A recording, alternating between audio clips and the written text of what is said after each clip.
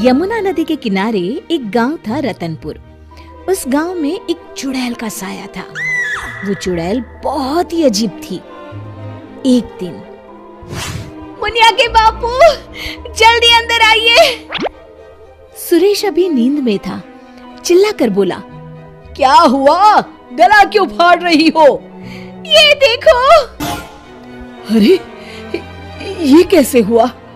मुनिया, क्या हुआ बेटा? उससे क्या पूछ रहे हैं? बेचारी तभी से डरी सहमी हुई है। लेकिन ये तो कोई गंभीर बीमारी लगती है। हाँ, देखो तो, बेचारी की चुटिया ही काट ली किसी ने। राम राम। लेकिन एक भी बाल आसपास नहीं दिख रहा। हाँ, ये हुआ क्या समझ में ही नहीं आ रहा। ऐसे ही 2-4 दिन मुनिया को देखने और सांत्वना देने वाले भी आए। अब कुछ शांति हुई ही थी कि एक दिन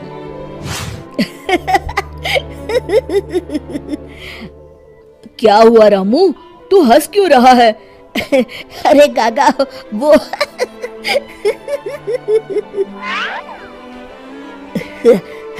के बच्चे, कुछ बता भी। रूपा काकी की चुटिया कट गई है। हाँ, और मुन्नी भी।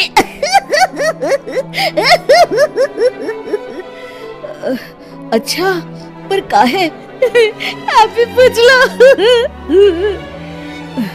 चल कर देखता हूँ। क्या हुआ मुन्नी? ये क्या हल्ला मचा हुआ है?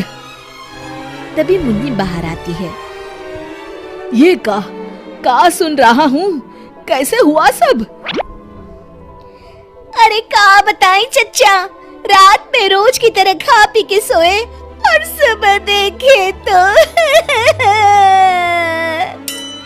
अरे राम राम।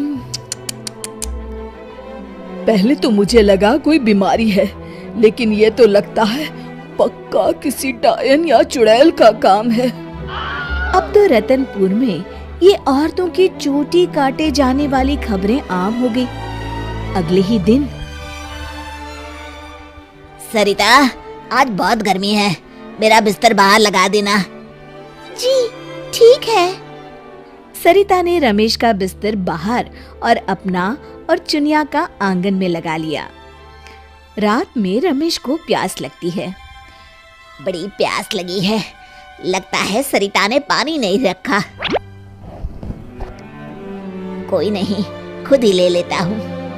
अंदर जाने पर वो देखता है कि सरिता के बिस्तर के सिरहाने चुड़ैल खड़ी है। वो एक हाथ से सरिता की चोटी पकड़े हुए है और चाकू से उसकी चोटी काट रही है। वो जोर से चिल्लाया, चुड़ैल, बचाओ, बचाओ, चुड़ैल।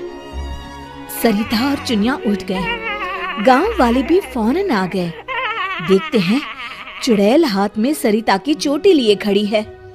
भीड़ देखकर वो हंसते हुए बोली,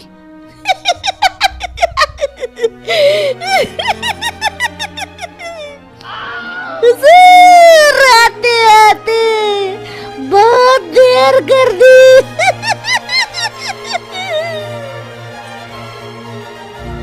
सरिता तो डर के मारे बेहोश हो गई, पर बाल तो जा ही चुके थे। अरे आखिर चाहती क्या हो?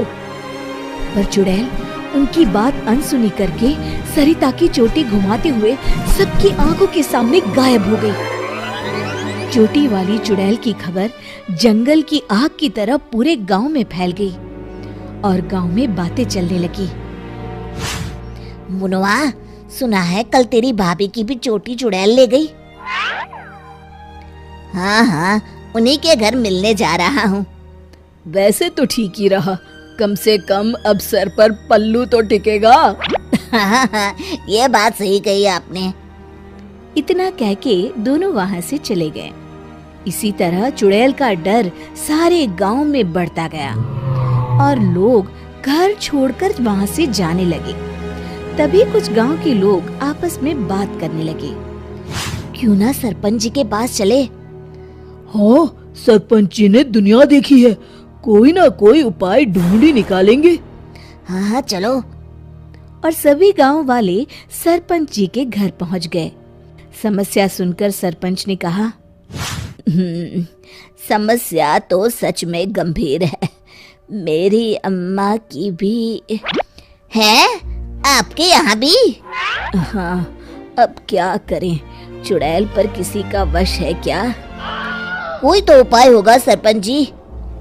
इसके लिए किसी ओझा से मिलकर बात करनी होगी। तभी मदन बोलता है, अगर हमें अपने गांव से इस चुड़ैल का साया हटाना है तो हमें उसकी चोटी काटनी पड़ेगी। मेरी नानी ने मुझे बताया था कि हर चुड़ैल की शक्ति उसकी चोटी में होती है। अगर हम किसी तरह उसकी चोटी काटने में सफल हो गए तो उससे अपना गांव छुटकारा पा जाएगा। बताओ कौन जाएगा चुड़ैल के पास? मैं उसे बताऊंगा कि क्या करना है। अरे मदन भैया, हम मुखिया जी के पास आए हैं मदद मांगने, वही जाएंगे। अरे ऐसे कैसे? मैं गया तो गांव कौन संभालेगा? इस रामू को भेज देते हैं। अरे ओ मुखिया, पगला गया है क्या? भरी जवानी में मौत के मुंह में चला जाऊं? तुम सब छोड़ो, मैं चला जाऊंगा।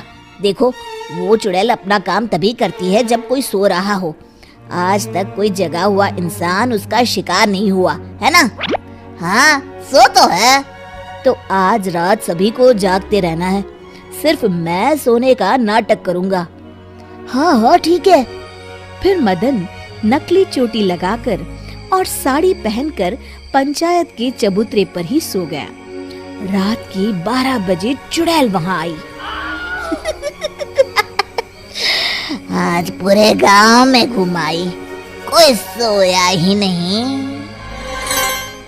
तभी उसकी नजर चौक पर सोए मदन पर पड़ी। ये औरत यहाँ क्यों सोई है? लगता है घर में झगड़ा हुआ होगा। खैर मुझे क्या, मुझे तो बाल चाहिए। चुड़ैल ने चोटी काटने के लिए जैसे ही चोटी पकड़ी, वो निकलकर उसके हाथ में आ गई। इसके लिए वो तैयार नहीं थी, इसलिए 2 पल के लिए वो कभी चोटी तो कभी चाकू को देखने लगी। इसी समय का फायदा उठाकर मदन ने उसकी चोटी काट ली। पहले तो वो डर गई, फिर भी हिम्मत करके बोली, कौन है तू? बता कौन है तू, नहीं तो मैं तुझे खा जाऊंगी। तेरी चोटी मेरे पास है, तू मेरा कुछ नहीं बिगाड़ सकती। मदन उसकी चोटी दिखाते हुए हंसता है। मेरी चोटी दे दे, दे दे मेरी चोटी, मेरी चोटी दे दे। चीखते हुए मदन की तरफ बढ़ी। हाँ, अगर एक कदम भी आगे बढ़ाया तो मैं अभी इसे जला दूंगा। नहीं नहीं, ऐसा मत करना। नहीं करूँगा, पर एक शर्त पर। हाँ, मुझे तुम्हारी सब शर्तें मंजूर है, बस ये चोटी दे दो। अभी नहीं, पहले ये बताओ तुम इन बालों का क्या करती हो? मैं इन्हें एक कुएं में डाल रही हूँ, उसे भरने के लिए। वो क्यों? जब वो कुआं भर जाएगा तो मैं सबसे शक्तिशाली हो जाऊंगी। चलो वो कुआं मुझे दिखाओ, वहीं तुम्हें तुम्हारी चोटी दे दूंगा। चलो ये चोटी मुझे दे दो, इसकी मदद से हम जल्दी पहुंचेंगे। नहीं नहीं, मुझे जल्दी नहीं, पैदल ही चलते हैं। वो मदन को लेकर चलने लगी और गांव वाले भी जलती हुई मशालें लेकर उसके पीछे पीछे आ गए। सब उसकी गुफा तक पहुंच गए, जहां कुएं के अंदर उसने बाल जमा कर रखे थे। आधा कुआं तो भर गया है। देखो, दिखा दिया ना, अब जल्दी से मेरी चोटी दे दो। हाँ, क्यों नहीं, ये लो।